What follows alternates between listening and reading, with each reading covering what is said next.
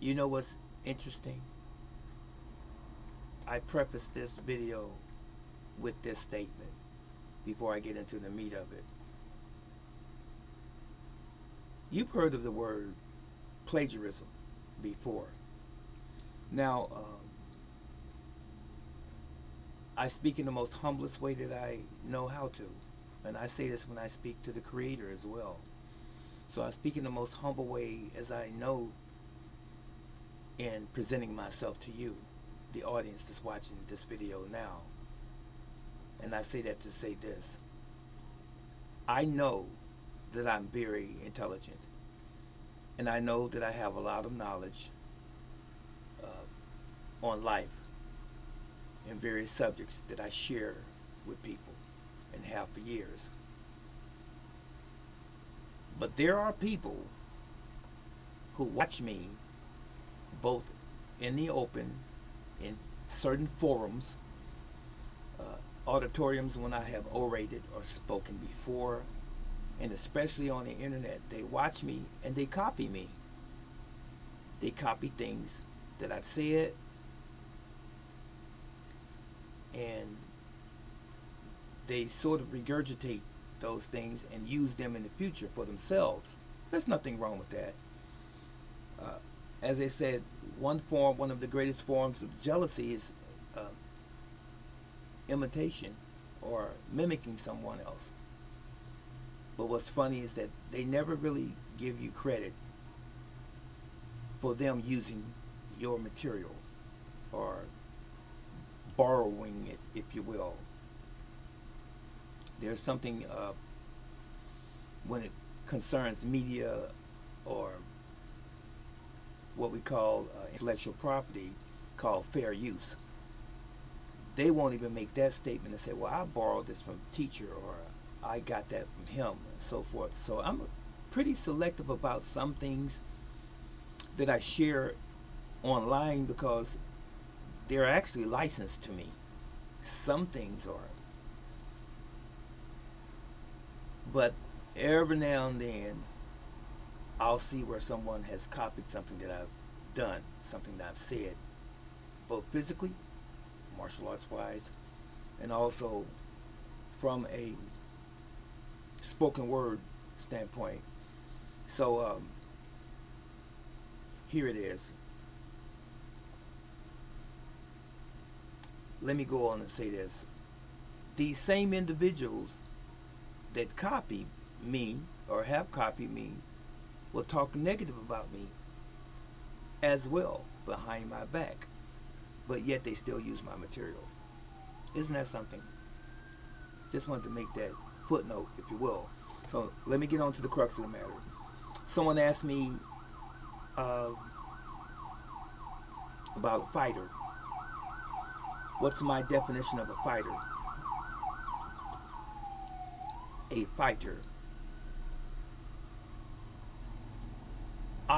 Even though we who study martial arts, we're studying the art or the arts, plural, of pugilism, which is fighting, which is war, if the truth be told.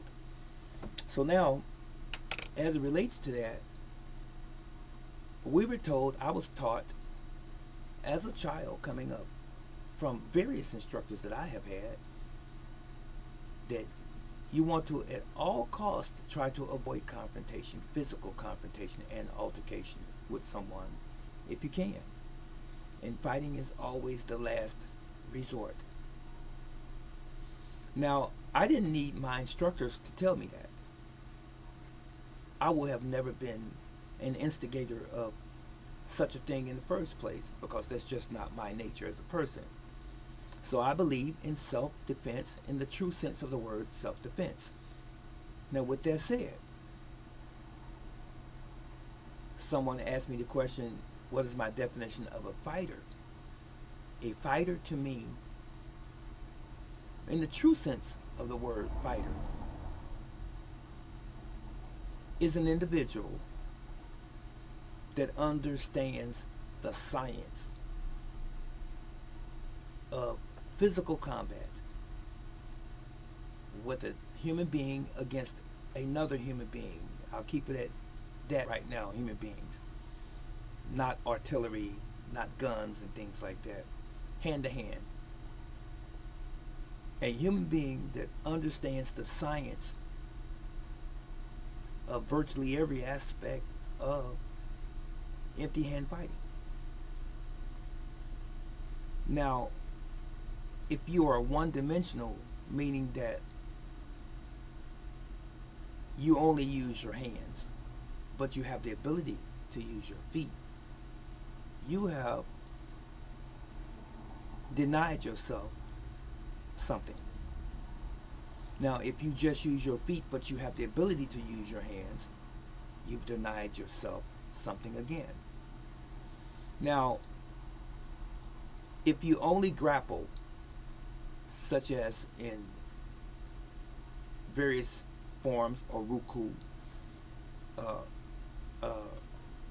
ru means school, RYU, schools of jiu-jitsu and judo, if you only grapple, then you're missing something as far as the striking is concerned.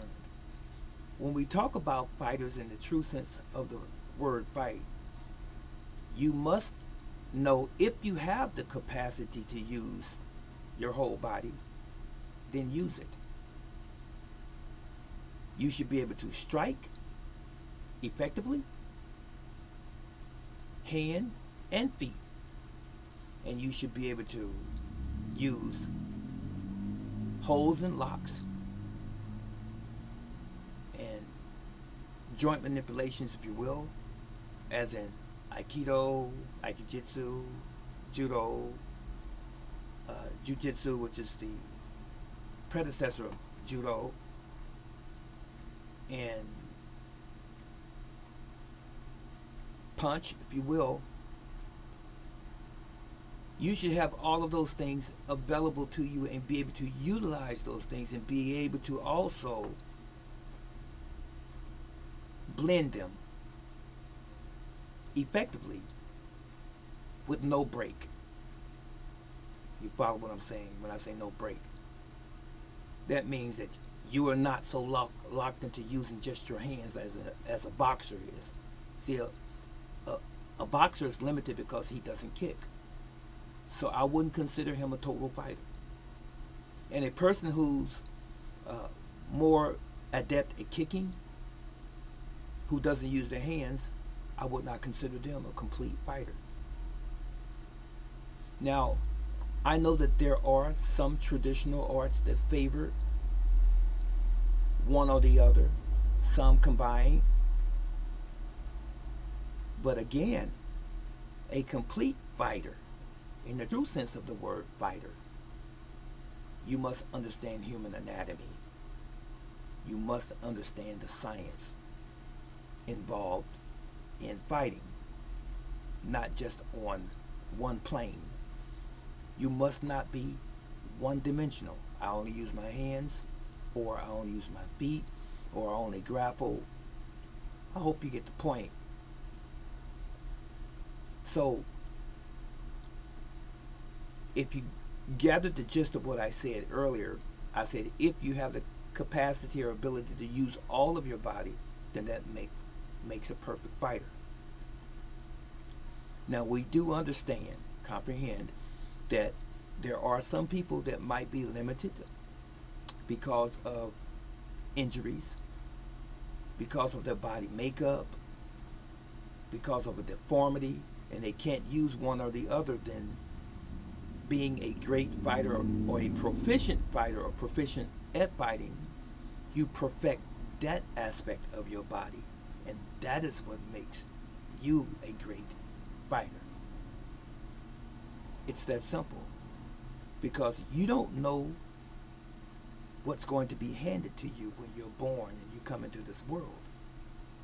You may not have the ability to use your legs, but you have to perfect what you have been given. And the same is true conversely. If you can't use your upper body, then your legs would take the place of that, and you become very proficient at that. But I admonish and encourage people to study every aspect possible as it relates to fighting, to include pressure points, because you're missing something if you don't. And just an added note, as it relates to fighting, you must learn also how to heal. It's not enough to be able to destroy or harm another human being, but can you repair as well? Can you restore as well? Think about it. And as it relates to internally, you must take care of your own physical health. You don't destroy your temple, so that you can be able to present yourself when it's necessary as that formidable fighter. You don't want to tear down this temple, the only temple that the Creator gave us, by alcohol abuse, drug abuse, and the such. I think I've answered the question. What makes a good fighter? But at the end of the day, as I alluded to in the very beginning of this video, was we must learn how to control our temper. The Bible calls it temperance, self-control. We shouldn't be fighting anyway. Remember that? So, we don't have to have notches in our belt to show some record of how many people we have downed, failed, destroyed, beat up. What does that mean? It's foolishness.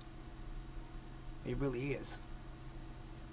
The greatest master in the martial arts, or grand master for that matter, is the one who doesn't have any physical confrontation at all, when at all possible. That's a great record. That's the greatest record. That was it. That was all. Thank you.